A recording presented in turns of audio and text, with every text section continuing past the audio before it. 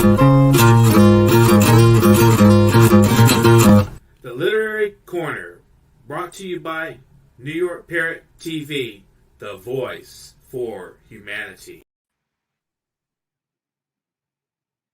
Hi, this is the most amazing collection I have read so far. I'm a reading-aholic. Dustin Pickering, you know me from Parrot Literary Corner. This is the Literary Parrot, available at Amazon.com and its various affiliates. If you have not seen this collection, it's 249 pages of glorious global literature in a contemporary vein. This covers a lot of subjects from the coronavirus to violence on the streets, to love, to romance. Everything you can imagine is in this collection, and you should buy it now. I'll tell you why. It's a collection of unique voices from the Literary Parrot. People have been on our show, have been participated in this, or have been published on our website, newyorkparrot.com. So please, I implore you, buy a copy. Thank you, and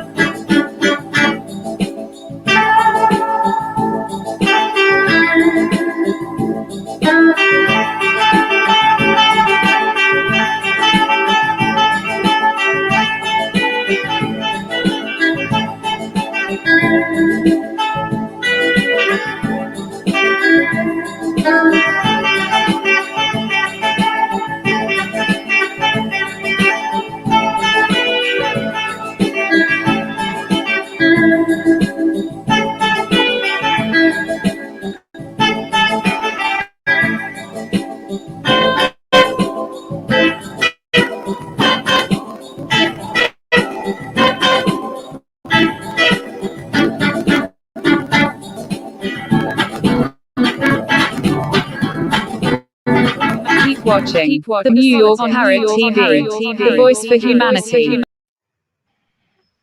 Hi, welcome to New York Parrot's Literary Corner. I'm Dustin Pickering, your noble and honest host. Today we have Gregory Contaxis, who was born on the 17th of December, 1989 in Athens.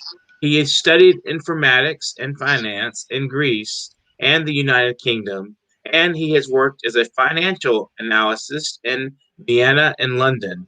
He currently resides in London, where he is occupied with investment risk management and writing. The Dance of Light is his first novel, and that's what we're here to discuss today. Hello, Gregory. How are you? Hello, I'm fine. How are you? I'm doing great. It's wonderful to talk with you. So how long did it take you to write The Dance of Light? So, The Dance of Light actually is a pentalogy. So now I wrote only the first part, Okay. and which the subtitle of the first part is The Return of the Knights. It took me almost 4 years to finish the first part of the story, because there were many things in this novel that I needed to study and research before I finish it. So how did it feel when you completed your first novel? I mean, it must have been a really amazing, like breathtaking accomplishment for you, I would assume. So yes, it felt really amazing. I mean, actually, in the beginning, I never thought that I would manage to publish it. So I started writing it as a hobby in the beginning. I had in my mind a very like short story, and it end up like a huge story in my mind. Like after 3 months of started writing it, I had like 5 books in my mind. So it took me, as I said, 4 years to finish it. And after, when I was in the end of the Greek version, before the translation, Mr. Christodoulou from On Time Books saw it, read a couple of chapters. He really liked it. He didn't have anything similar from a Greek author, and so he wanted to publish it in the English language as well. And I was really, I mean, happy because I finished it and published it at the same time. So I felt Hmm. it felt amazing. So, how would you describe the novel in terms of genre? How would it be categorized? So it's an epic fantasy book.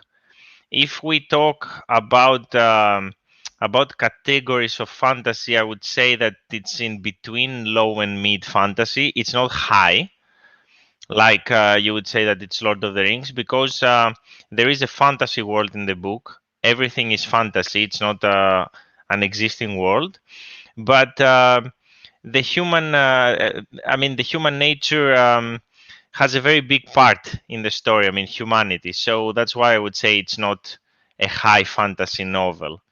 So in my story, there are not like evil forces or evil creatures that they try to destroy humanity or something like that.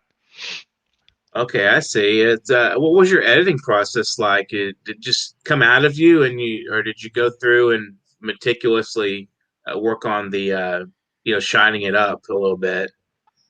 So initially, I had in my mind some like scenes that I wanted to describe. So firstly, I wrote these scenes, and after I started like connecting the pieces. Hmm? And I mean, initially, I had something very simple in my mind, like a story about two warriors that they face each other. And after, it became very complex. So I created a full history of a new world. I created different stories of every character that has a like an important role in the story. And yeah, I mean, like that, it evolved in my mind, and I started having ideas for many installations. So I didn't stop to one book because it became very big in my mind in the story. Wow, so it evolved from this idea of a small short story into a full-fledged novel, and then further Yes. into another novel. So you have plans for Yeah. writing second a follow-up on it. Yes, I have plans for another four actually. Oh wow, Yeah, wow! it's So it's a it's a big world you're pentalogy. creating there. Yeah. Wow. So, so have you ever attempted to write novels before, or a short fiction even, and not quite completed it? No, it was my first, and Oh, I just want to. I mean, I have another one in my mind, which is completely different. That will be a yeah. little bit crime mystery, but I have written just a chapter. So now I'm working fully in the second part of Dance of Light, and I think that at some point I will find some time to work in this separate novel as well. Excellent. So, how did you feel when you saw that it was reaching the Amazon bestseller list in its category? So that was amazing. I didn't expect that. So it was like Dimitris Christodoulou, the owner of On Time Books. He just gave me a call, and I pick it up, and he says, "You know, you are in the top 10 in an epic fantasy subcategory." And I just ran in Amazon to search about it. It was amazing. I didn't expect that at all. Did you have any kind of marketing plans, or did the book just sort of once you had announced it, people just went after it, or how did you get the word out about it? We had actually we published two articles about the book in several like Market Watch, I mean in several in the United States and in England, several media. So we launched like an advertisement before the date of the publishing, and just another one 20 days after. And also, we spread the word in our people that we know, uh, colleagues, friends. So people started, I mean, in the beginning, people just started reading, and after a point they really like it. I mean, in English, in Greek and English, because we publish simultaneously in Greece and UK, and the Okay. States, of course. So people started like even friends like contact me and say, I really like that, I really like this chapter, the end of the story, what will happen in the next book. So there was an interest, and after the second advertisement we started having some fans from some forums that they uploaded the book and they like it, they made some comments there. So this is how it started. So, do you think it did better in Greece, or did it do better internationally? I think now the best like ranking performance that we have is in UK. Oh, wow. And that's where the Yes. publisher's located. Yes, exactly. And that's On Time Books. So, how was your experience with working with On Time Books? To talk a little bit about the publisher and spotlight them a little So bit. So it was a very nice experience. I mean, in the beginning, we had a lot of trouble with my book because it was something. My book is something unique that they have. So they don't have another writer so far, another author with a fantasy story. So we tried to make something really good. We hired an illustrator to make a map for the fantasy world. We tried to find a very nice cover. We did many editings in the book because there are so many characters, so many names, so many different places, and all of this, it took a lot of time. So to translate it, to edit it, to make the map, it took us like a year. But I mean, Mr. Christodoulou and On Time Books were on my side all the time. I mean, in everything that I asked, they always said yes. And I mean, it was a very nice experience. And of course, now that we did that with the first book, now we have more experience for the second. We know Excellent. we know more things about this genre of the book, and it's easier because it's a very big process, and you're learning when you try to create the world. It's True. very hard. Yeah, you go through that process. It takes a little time to find the right people to work with to find the people that'll get what you're doing and to work with you. And now you have those people ahead of you, so it's not going to be as much as a problem as it was. So, is Exactly. there a history in of Greek fantasy novels that you were following, or do you feel like you're sort of a bombshell, unique writer out of that in that genre in Greece? I mean, to be honest, I never read anything in Greek about this genre. I mean, mostly we have work that is translated from other countries. Um, so I have read many books in this genre from other writers like Abercrombie, of course, Martins, Tolkien, Erickson. There are many. And I can tell that in my book, I try to follow the medieval community in my Okay. fantasy world, the medieval European community, and a little bit the Middle East as well. But at the same time, the fantasy element that I use is from Greek mythology in many places. So I used a lot of Greek mythology in some parts. So, in what ways does Greek mythology intersect with your story? So it's a community, as I said, a society built by humans in the moment that the book starts, and there are moments that creatures from Greek mythology might appear, like centaurs, like giants, wyverns. I don't know if you know what is that. Is a creature like a dragon but doesn't breathe fire. Hmm? All of this stem from Greek mythology, and they intersect in the story. I mean, I don't want to give a lot of information about that Right. because it's kind of a spoiler. But at least in the first book, they have a small role. So it's more to understand the society of the humans, the history of the world that I built, what happened the previous 50 years, the situation now, the problems that exist in the kingdom. and the fantasy element in the Greek mythology comes in little parts, but after in the next books there will be a great role, a bigger role than in the first book. So when you were creating this world, and you say you borrowed a lot from Middle Eastern and Greek models to build the fantasy world you created, did you ever find inspiration in a lot of the origin stories, like creation myths? Not that much, I would say. I mean, most of the things are from my head. I didn't follow any myth or something that exists, so I didn't follow any patterns. Totally original, just out of you constructed it completely on your own, or Yes, and I really tried in my story. So there are some characters that they're considered, let's say, good or bad, but they are not. I mean, they can switch sides all the time, depending on their interest. I try to make something really, really realistic.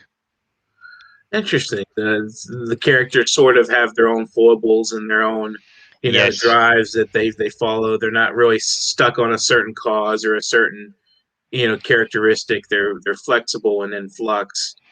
exactly. Because good or bad is a point of view in most of the cases. So I mean, a character that you might think that it's good and always will try to do something brave, something that shows loyalty, you might be surprised. I mean, it's not always the case, Right. and vice versa. Right. Absolutely. It's a very much a point of view as to what person can consider good or bad. Or I like that. That sounds very interesting how you constructed these characters and their struggles and with the externals and so forth. It's like a very interesting storyline. So in the creation of this story, did you ever did you think of a moral purpose or a specific point you were trying to get across, or were you just wanting to tell a story? I wanted to tell a story, but also what I really try to do is in most of the fantasy novels that I have read so far, always there is like a kind of evil creatures, an evil force or something that tries to destroy humanity. So Hmm? in the end of the story, humans get united to face this threat. So I didn't like this pattern. So I mean, it's not that it's bad, but I have seen it many times. So in my story, what I try to show is that in history, humans have shown that they are capable for many bad things. So in my story, even if there are other races, they are not bad or evil or anything, and humans are actually the ones that they destroy the world with their actions, and the other creatures, with a part of humans, try to actually stop some other humans that they perform these very vicious actions and bad things, like wars all the time, war crimes, destroy the nature, many things like this. So in my story, there is no like an evil race or anything like this. It's quite unique. Yeah, yeah. A lot of times you see in stories, especially of this character, as you mentioned, that there's a lot of there's a something, a force or something, a whole another element. There's like a separate element that's corrupting things, and in this case, you're sort of like being a realist. The people are creating this evil themselves. They're doing this themselves. That something is Exactly. compelling them to do that, and then there's a force outside that's very opposite of those traditional stories, that something is convince them that they're going the wrong path. And so how did you conceive that? Was it just a matter of reading things and you thought, well, this doesn't seem like it would be what I would want to write, or was it Yes. something you wanted to say through that story? It's both. It's a little bit of both. But I remember myself reading many stories and always be this concept, and I really wanted to write something different, and also point out that actually, if you see the history of humanity, there are so many bad things that humans did. And Hmm? always we think of an evil bad race that tries to destroy the world, and we never realize that probably we will destroy the world at some point Yeah. with what we're doing. So the other races in my story respect more the nature, are more loyal, more kind. They show more respect to prisoners if there is a war.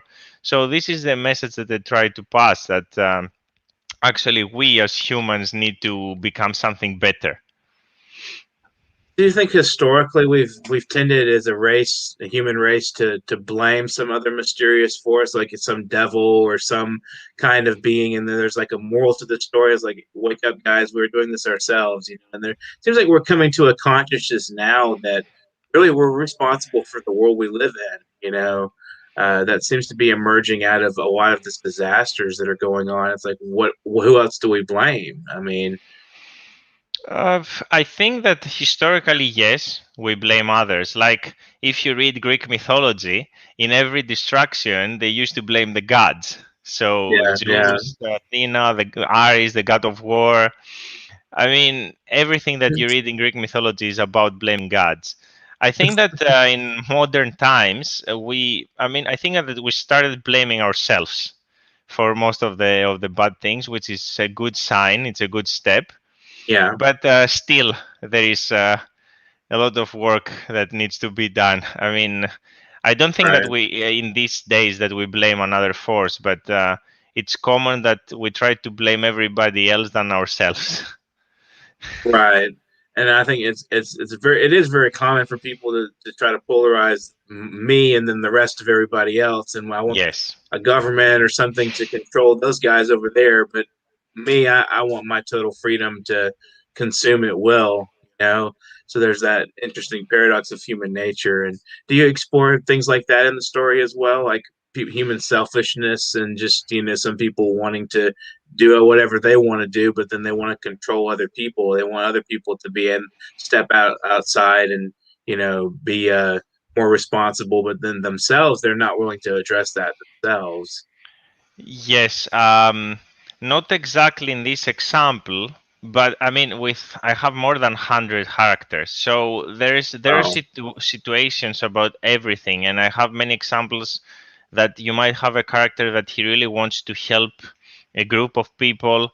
He thinks that they are better than their opponents, let's say, but again, because he's afraid, because he wants to become rich or powerful or something, he decides to do something else, even if there is like a good side in him. So in general, many of my characters fight a lot with themselves, with their personality to make decisions, and all the time they might change their mind to do something good or something bad. very just absolutely fascinating, the approach you've taken, and it's definitely unique. And did you have a writing community that helped critique the work as you were in process of writing it? Not at all. Actually, the communities that I found them after published, because I wanted to just upload my book and get some comments. So I found some fantasy forums and I started uploading. But before that, I had nothing. The whole idea of that was mine. And after I got some help, not in these things, but more about the language, maybe from my editor, because I speak English as well. I mean, I wrote Mhm. the whole story in Greek, but the Okay. names of the characters and the places were English. So I got a lot of help to the translation from the translator and the editor after. But of course, I had a big part in translating some terms from Greek to English. So it was I got help from them on these things, but not in the ideas of the storyline. Excellent. So it sounds like, you know, you pretty much had a world in your mind that you pulled apart and put into this literary foundation of maybe sort of like uh, Asimov's Foundation trilogy or something really epic like that. Did you have any parallels that you based your stories on? Uh, I didn't base my story to anything, but there are many stories and movies, I would say, that I might got some like small ideas. And this can be, I mean, there are millions. I have read and watched so many different stuff. It can be Harry Potter, it can be Lord of the Rings, it can be Game of Thrones, it can be Star Wars. From everything, I might get an idea about something little, but the storyline, it's not parallel or similar to anything. It's very much a unique story, it sounds like, and I look forward to hearing a little bit of it after the break here that we're going to take. So Okay. we'll take a little bit of a short break, and then we'll come right back and hear Gregory Kontaxis and his wonderful new, completely fresh model of storyline. Sure.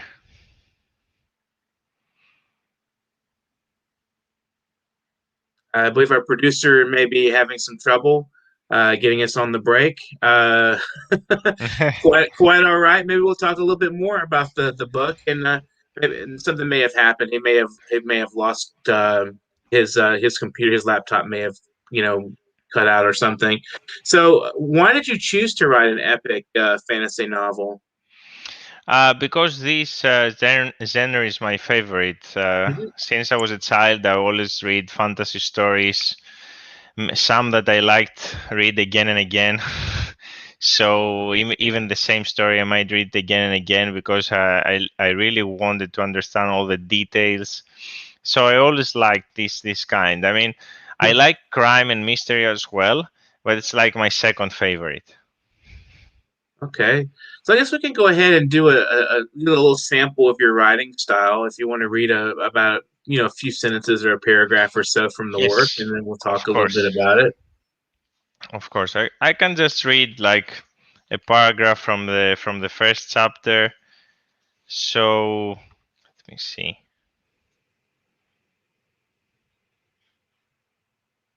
So I will just read a paragraph that a general in the story watches a Okay. city that actually he tries to protect before the enemy comes, and it's a Okay. description of the city more or less, just to see some of the style that the book Okay. is written. So Peter alighted from his horse outside the walls of Rammerstorm. White City was one of the smallest in the Nidorn kingdom. The wall surrounding the city was low and thin, with no moat skirting around it, though a dozen round turrets stretched along its length. Undoubtedly, the capital of Balar couldn't withstand a siege. Besides, it was running out of supplies. Rammerstorm wasn't close to a harbor, and the harvests belonging to Balar weren't the richest in the Nine-Dorn kingdom. What's more, Thorn's men had ransacked the outskirts of Balar just when the crown was unable to provide further supplies since its trade and power had grown weaker. That was just a short paragraph that describes the thoughts of the Mhm. general before the upcoming battle. So did you find it easier to write epic fantasy based on your own readings in epic fantasy or reading fantasy novels that it sort of maybe cultivated your mind to be able to write in that kind of style? I mean, it was very hard, and the reason that it was hard, it was I chose to create a fantasy world with a fantasy element in medieval times. So I had to research a lot things about this period that I didn't know, and there are things that you never think to research before you try write something like this. So, for example, when I started creating a small map of the world, Mhm. I was thinking the distances, and after I was thinking that some people travel from one city to another. So I was like, okay, how much time a horse needs to travel that much? Mhm. How fast? I mean, you need supplies, you need water. What about the armor of this period? How easy it was to just pierce an armor with a sword?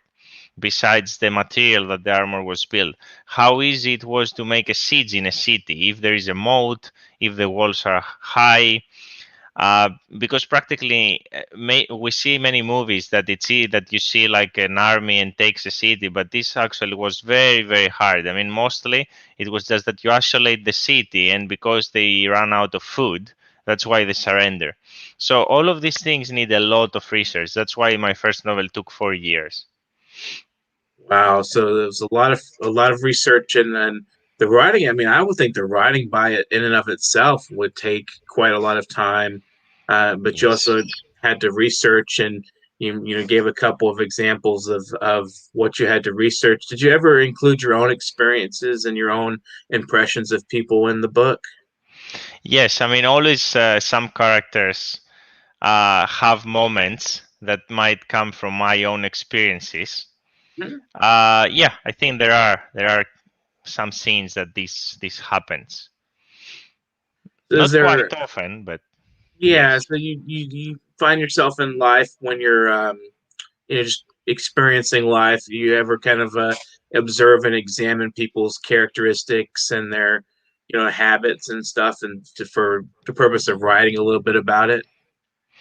Yes, and also it might be a moment that I see someone and I have an idea about his personality, even if I don't know him. So, yeah, I might do that with my characters as well. Or there is a moment in my life that uh, I don't know. I'm trying to choose between something easy, but not that good, or something harder but good in the future. So, I give these choices to my characters as well. Right. So the dilemmas that the characters face, do they have anything in common with your own life or lives that you've run into, or do you completely constructed the scenarios yourself? Um, no, I wouldn't say that. I mean, maybe every character has a moment in his life that I would take something from my personal experience, but there's no like a character that I just describe him like myself, like the story that I had or past experiences of mine.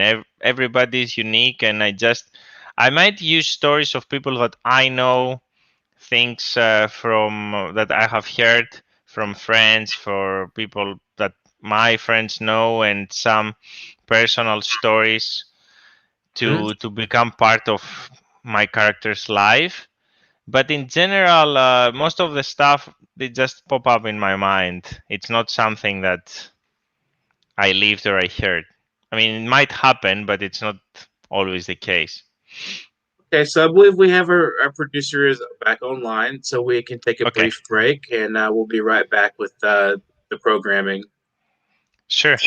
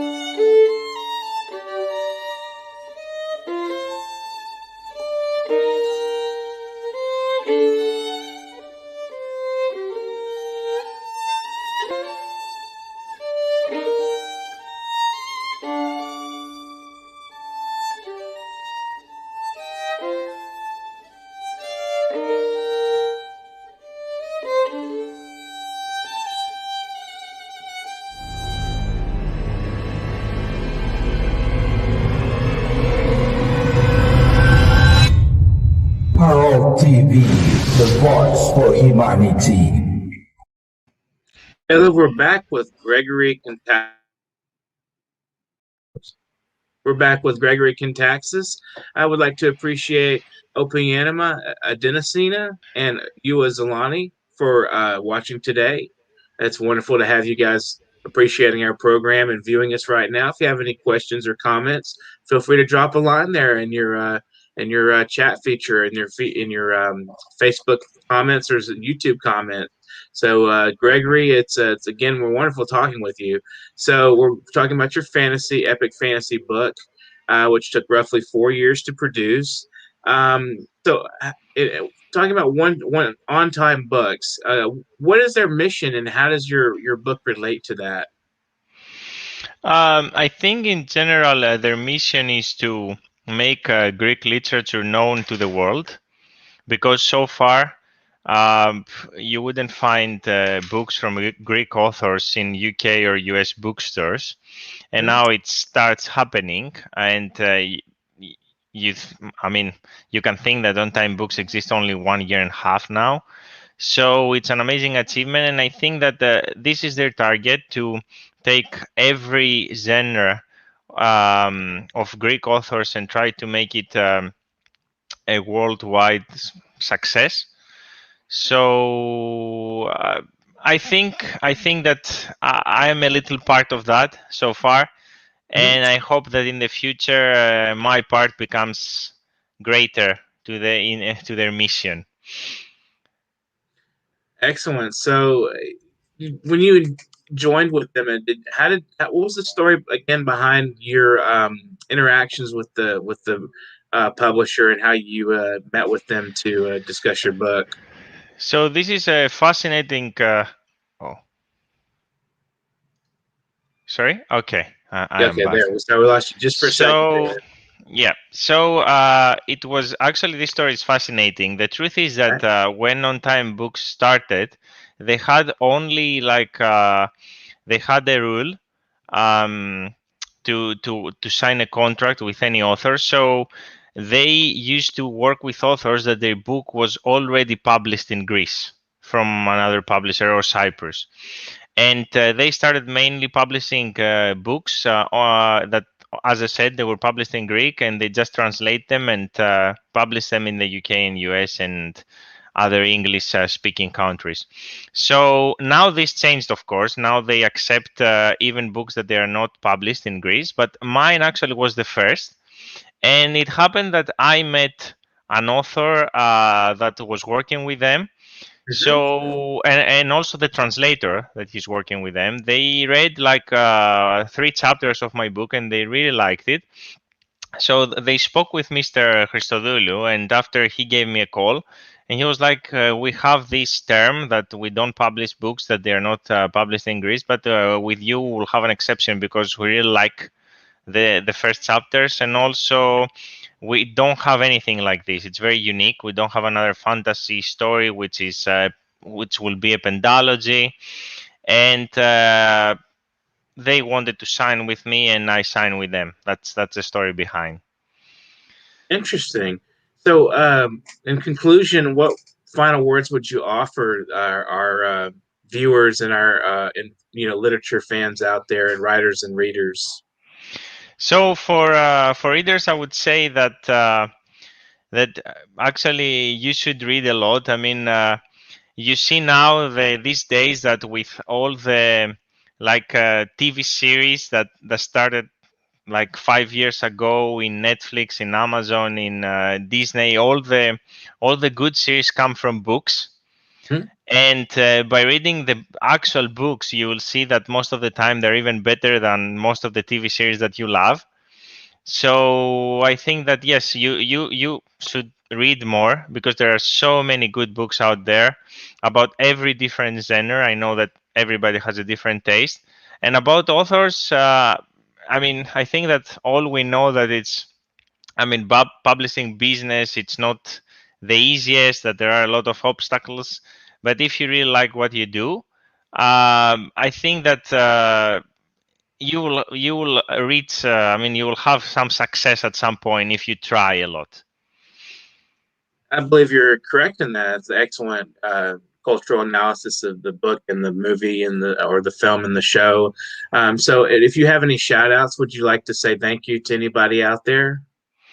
Thank you to Mr. Christodoulou on Time Books, the whole team that helped me from the first moment, and of course my friends and family that in the beginning I was very I was hesitating of doing that, and all of them, they really tried to give me cards, and try to make me continue and never stop. My family, my friends, and my girlfriend.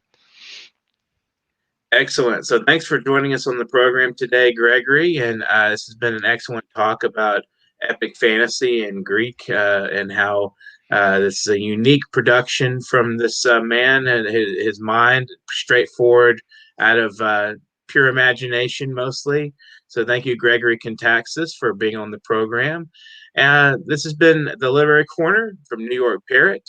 And thank you to our viewers. Thank you so much for watching the program. Please leave us some comments, some questions, anything you want to say about us. Just put it down on there in the section where you're at, Facebook or YouTube. We're looking for 1 million subscribers. That means you, if you have not subscribed out there, if you're watching and you have not subscribed, just hit that subscribe button, and there you are. And you'll be notified when we start programming and start the show. So we'll also be accepting donations from paypal.me/nyparrot. And that you can see that down there on that banner. Write that down and send us a little extra cash if you have a little time. If you like what we're doing, we'd love to hear from you. Keep in touch with us this week where we feature many other on-time book authors. These guys are great. They're doing something fabulous and unique in the world today.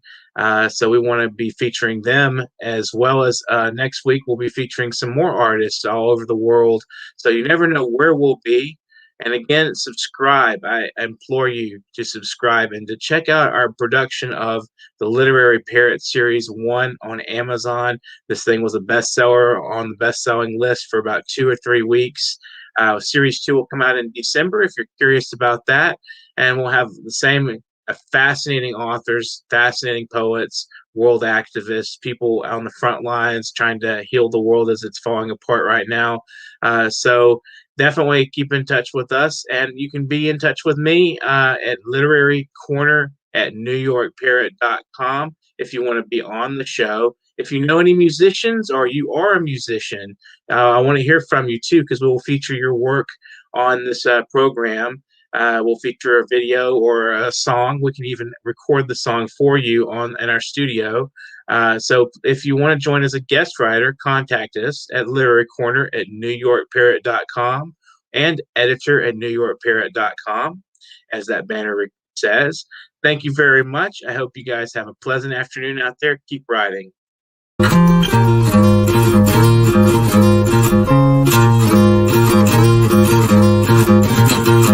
The Literary Corner, brought to you by New York Parrot TV, the voice for humanity. Hi, this is the most amazing collection I have read so far. I'm a reading-aholic, Dustin Pickering, you know me, from Parrot Literary Corner. This is the Literary Parrot, available at Amazon.com and its various affiliates. If you have not seen this collection, it's 249 pages of glorious global literature in a contemporary vein. This covers a lot of subjects, from the coronavirus to violence on the streets, to love, to romance. Everything you can imagine is in this collection, and you should buy it now. I'll tell you why. It's a collection of unique voices from the Literary Parrot. People have been on our show, have been participated in this, or have been published on our website, newyorkparrot.com. So please, I implore you, buy a copy. Thank you, and